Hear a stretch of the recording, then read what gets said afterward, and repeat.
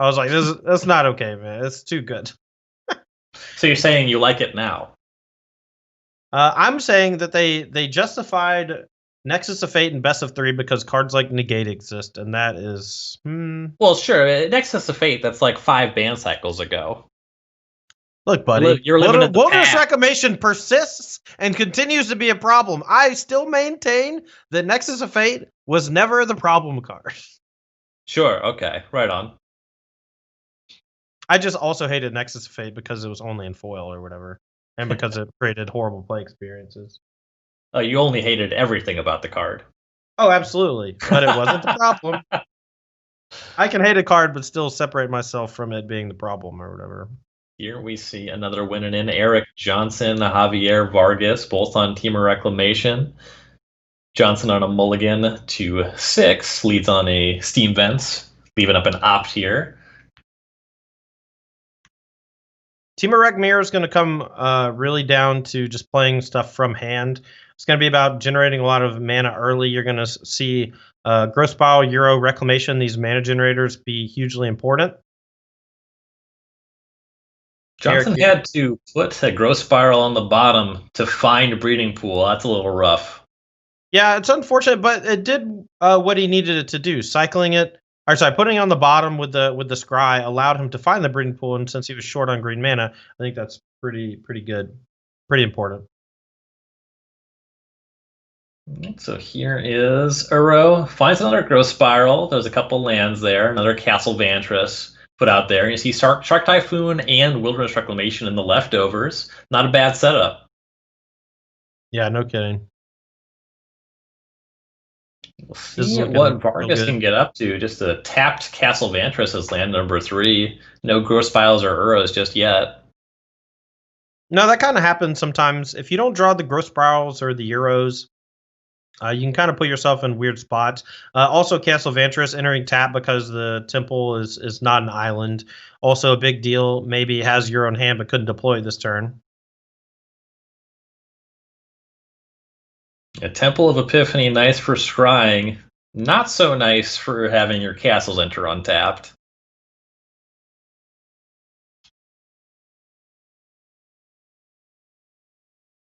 You see Johnson playing things a little timidly, just playing lands and passing as you see a Growth Spiral from Vargas.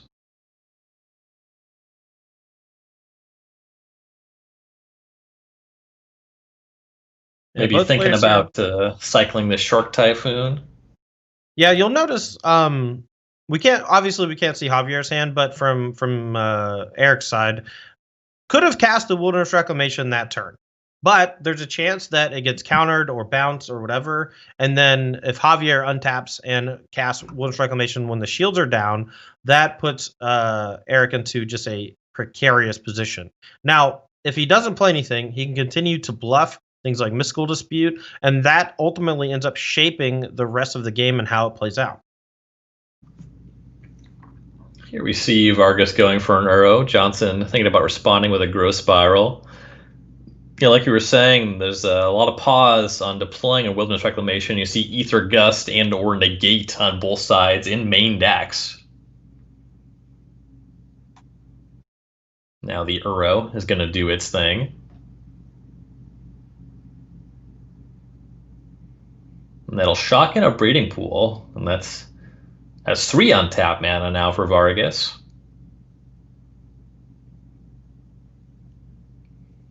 You see a cycle of a Triome for Johnson before we go back over to his turn. Actually, Vargas will take this opportunity for another Growth Spiral. I'm trying to find like a quip or something in here, but honestly, just like watching this play out, every single decision that the players make ultimately changes every other decision that they make, and whether or not the thing resolves changes every decision the opponent makes. It's very much about acting and then reacting based on things presented. Here, Eric is going to go ahead and fight over this Wilderness Reclamation, finds a spot where he hits one of his main deck negates, and he's able to leverage that with Wilderness Reclamation to potentially make a giant Shark Typhoon token. Yeah, it does manage to stick the landing on the Reclamation. Both players with multiple Castle Vantress, like you said, Johnson. Last card is Shark Typhoon. We'll see if and when he wants to make a shark, as we now see Vargas deploy a reclamation of his own.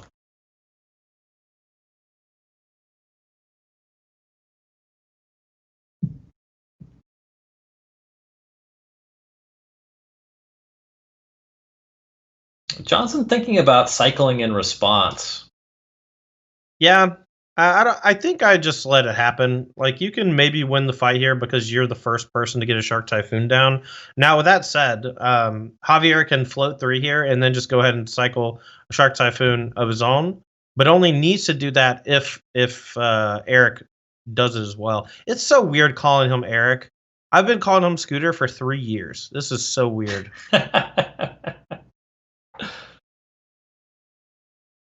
Apologies. All right, so reclamation on both sides, and now we see, looks like a attempt at a 5/5 shark here. We'll find out if Vargas has a response to that.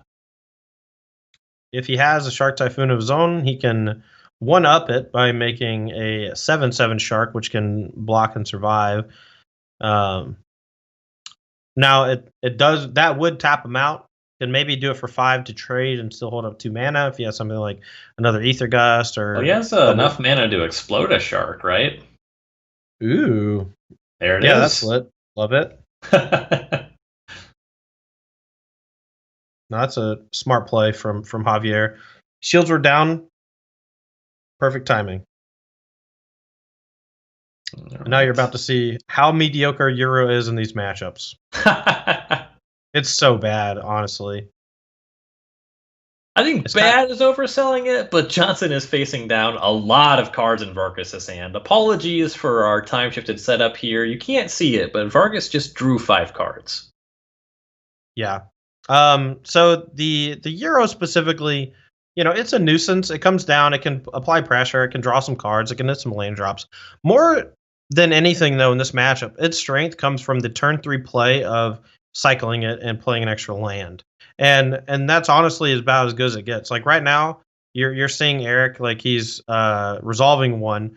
And if I'm Javier, like I just drew 5 cards and killed a shark, like I might win the game next turn. It's not like outside the realm of possibility to go land double reclamation, kill you with another expansion explosion, because that big burst of cards just allows for so many more combo potential possibilities. Yeah, definitely. Uro is not the ceiling here. See, Johnson has a negate. I think that would have been nice to have had earlier. For sure. He's contemplating how much mana to float and whether or not he should untap the lands to activate Castle Vantress or just hold up a bunch of stuff and threaten various things. It's important not to tip your hand too often with this deck in matchups like this. Makes a lot of sense. As you were saying earlier, there's just a ton of nuance to every turn. One of those critical pieces of information is what your opponent might do. See an escaped Uro from Vargas, so now we have dueling Uros.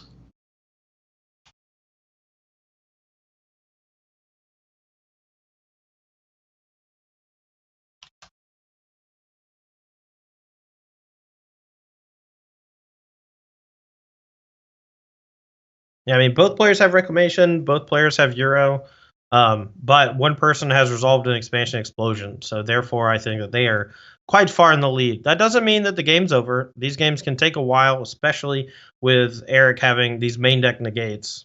He's drawn 2 of them, which is pretty powerful. But unfortunately, Second reclamation for Vargas, and he's looking to be the only player with one, as Ether Gust will target Johnson's.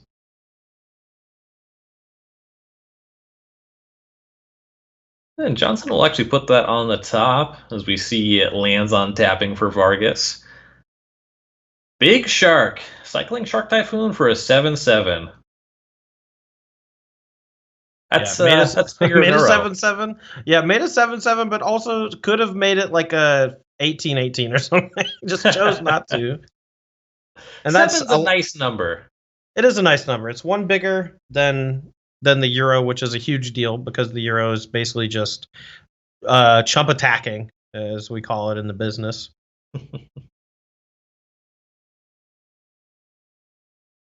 Yeah, chump attack, a 6/6 into a 7/7. It does not look pretty. An elder god reduced to mere chum. Oof.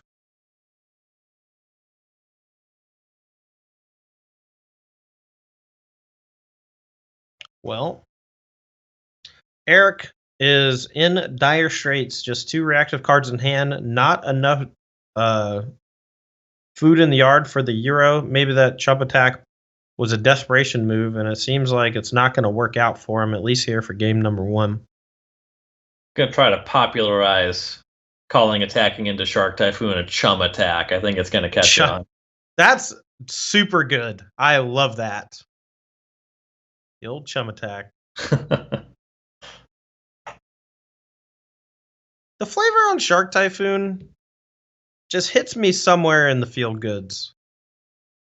Like, I don't know exactly where. I feel like I should hate it because it's just a weird reference to pop culture inside of a fantasy card game. But the lightness of the joke just makes me so happy, and I don't know why. I think that the card having really cool competitive applications makes up for the reference being something I don't care about. Sure. Well, here's another giant shark. And again, these counterspells looking embarrassing in the face of Shark Typhoon, but it's one way to just get a huge leg up in the mirror so that you can't just be hyper reactive. You have to be proactive to win this matchup. 2 sharks and the Uro come across. Johnson down to 4, just a couple counterspells in hand. Sure, you could go for a negate on this Wilderness Reclamation, but where does it get you? He will. But 3 lethal attackers remain. Yeah, and there's nothing really in the list. There's no one card that does it.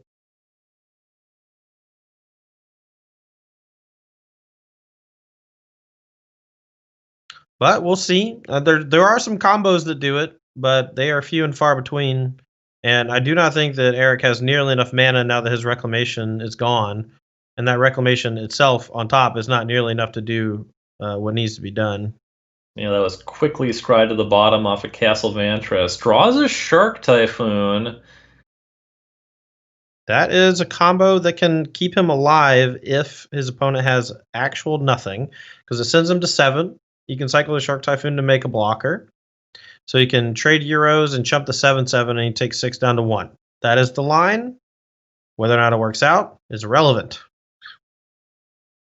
Interestingly, and there was no way to know it at the time, but had he kept that Wilderness Reclamation he scribed to the bottom, he can make a much larger shark. That's true. But he needed to find something juicy. I don't think you can rely on the Reclamation there single-handedly. Sure, I get what you're saying, but you also established it took some 2-card combos. That's true. No, you're not wrong. And here's just Explosion, so forget about any of it. Here's Vargas your dad. Gonna win game number 1. Yeah, that was a really interesting game. Obviously, the first couple turns are just setup, but once both engines get online, it's really, really fun to watch these just extremely powerful decks operate on top level. Like when your Wilderness Reclamations and stuff are going, trying to force your expansion explosions through, figuring out when to use them as just like expansion to copy an opposing negate or whatever is huge. There's just so much to think about. You see Eric Johnson sideboarding here. This is really more of a Simic matchup than a Teamer matchup. All the red cards, Sands, Expansion, Explosion, those are going to the sideboard. They're just not what the matchup's about. Yeah, I think it's pretty interesting to watch sideboarding in this format because usually in a 2 or 3 color deck, there's one color whose almost entire job is removal. And a lot of times you'll find a matchup like this where you literally just side out all the cards that are just one color. And you were talking a bit about how Uro is not at its best here. See Johnson shaving 1 copy, also shaving 1 of the explosions. I don't know that I agree with that. There's a lot of value in using an expansion as a potential extra counterspell. It doesn't work against Ether Gust most of the time, which is super annoying. But overall, I like expansion quite a bit, but it can gum up your hand in multiples for sure. Yeah, you don't so much want to draw it early, as you see there is one in Johnson's hand, though luckily he does have Gross Spiral. Shocks for the second land. You see Vargas go for an opt. That works. Johnson saving this Gross Spiral for Vargas's turn. And just Gross Spiral versus Gross Spiral, so everyone's doing that. There's been quite a lot of discussion about when and if to Mystical Dispute Gross Spiral, but Johnson really cared about this prize. Here comes Wilderness Reclamation on turn 3. Yeah, I always counter the Gross Spiral personally. But I'm inclined to do it more often than not. I've gotten to the point where I start burning disputes on an early Euro because it's effectively just like a slightly slower Gross Spiral. And the longer the game goes, the worse dispute gets. And the bigger your graveyard gets early, the better your Euros are. It's like this weird compounding effect where it seems like it's not useless to cast it, but it's certainly not as good as it could be, right? But I love Mystical Disputing a Gross Spiral. No action outside of a land on 4 for Vargas. Johnson's going to take the opportunity to flash in Brazen Borrower.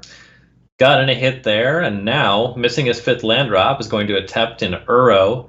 That's going to meet a response of Ether Gusting his Wilderness Reclamation, which he will try to defend with Dispute. Vargas responds with Gross Spiral. Fabled Passage put in. It's getting cracked. It looks like this might be disputed back. Yeah, that's an incredible sequence from Javier if he has it. But he doesn't, just a Spectral Sailor. Spectral Sailor. Making Eric Johnson's heart skip a beat there. All right, well, Eric doesn't draw a land to play off the Euro, but does get to untap it all with the Wilderness Reclamation. Has Negate plus Expansion to win a counter battle over an opposing Reclamation. Has Shark Typhoon, which can jump in front of this Spectral Sailor. Here is Reclamation. There is Negate. That just works. Yeah, if you're Eric, you got to be happy with that. Also, if you notice, the auto tapper left Stomping Ground untapped, which is a clear signifier that there is no Mystical Dispute from the opponent in multiple ways. Yeah. And Brazen Borrower, that's going to attack Vargas down to 8. That life total got low quickly. Yeah. If I'm Eric here, I'm probably going to make a medium-sized Shark Typhoon token. I'm not sure exactly how much. I think that's what he's trying to figure out. He has a 10 mana, so he can make an 8/8. I would probably go somewhere around a 6/6 and hold up 2. Either to copy expansion on something if you need to, or to potentially draw into one of those interactive counterspells. But looks like while the shields are down, this is huge. He's just going to go for a medium-sized expansion explosion. It wasn't lethal, but killing that blocker and drawing 4 or 5 cards, big deal. It takes down the Sailor, and wow, Vargas casts Gross Spiral and Concede. Eric Johnson ties things up. Yeah, I think you're going to see a very clear pattern that the person who resolves an expansion explosion for 4 or greater is usually the person that wins. I buy that. That makes sense. Like sometimes you can match, but you're not the first person to untap with all those cards, and that's the problem. Right. If you're spending your turn drawing all the cards on a turn where your opponent untaps and has access to all the cards, there's kind of a snowballing effect. Right. And a lot of times if you're the person with Reclamation and your opponent's not, that's also a pretty big deciding factor. There, Javier played the whole game basically without Reclamation. Scooter had it on turn 3 off a Growth Spiral and had like counterspell backs up on the next 2 turns or whatever. It was just a horror show for Javier, honestly. Put up a good fight, had the Ether Gust, Spectral Sailor to potentially block, but just wasn't near enough. On the draw, Johnson has a hand that I am pretty sure if you could somehow make an agreement to have it be your opener in every game with this deck, you would take it. We got Gross Spiral on 2, we got Wilderness Reclamation, and some other stuff. All right, well, Reclamation while the shields are down because Mystical Dispute only counters blue spells for 1 mana. That expansion that was used to copy Gross Spiral left Javier without the ability to interact with that Reclamation. Reclamation just working for Johnson. No action for Vargas, just making more land drops. We see a 2-2 Shark show up for Johnson before making land number 5. Here's an attack for a Shark. Looks like Vargas might be making a 3-3 to block. That is the play. Petty Theft is going to get the blocker out of the way.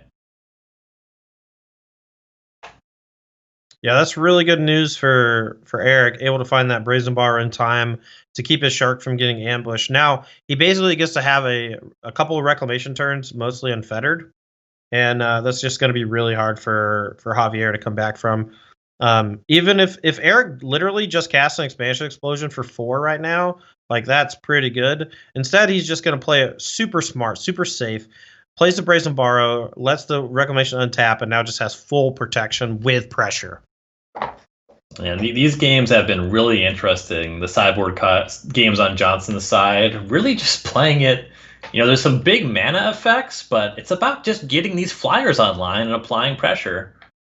Here's a Commence the Endgame from Vargas. You can't counter that, but it can't block flyers. Cannot block flyers. A pretty big deal.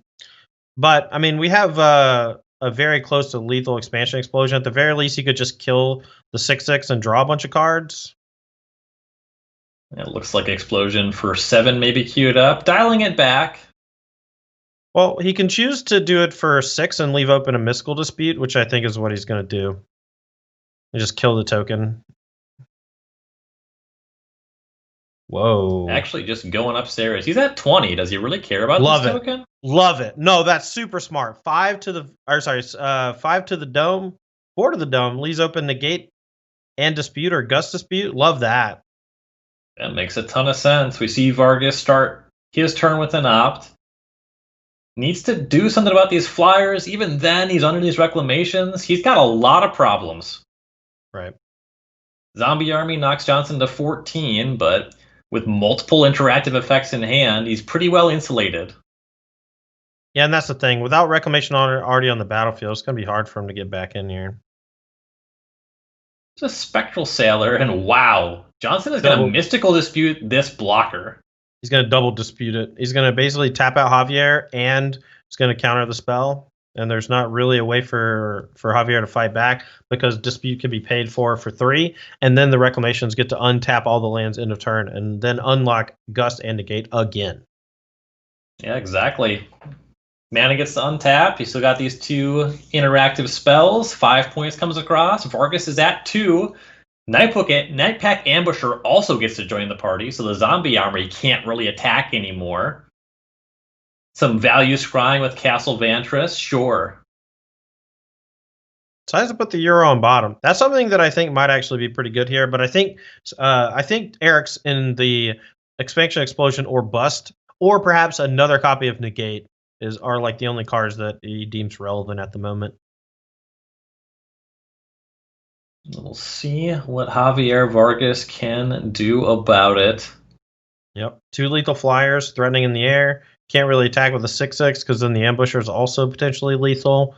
Gust Negate covers most combos, and a cycling of the Triome, and he's only going to be left with 5 mana. There's no way out. Eric Johnson here about to punch his ticket to the top 8. Let's go! And there it is. Scooter 222, Eric Johnson, Temur Reclamation, copy and number 3 advances to 6-1.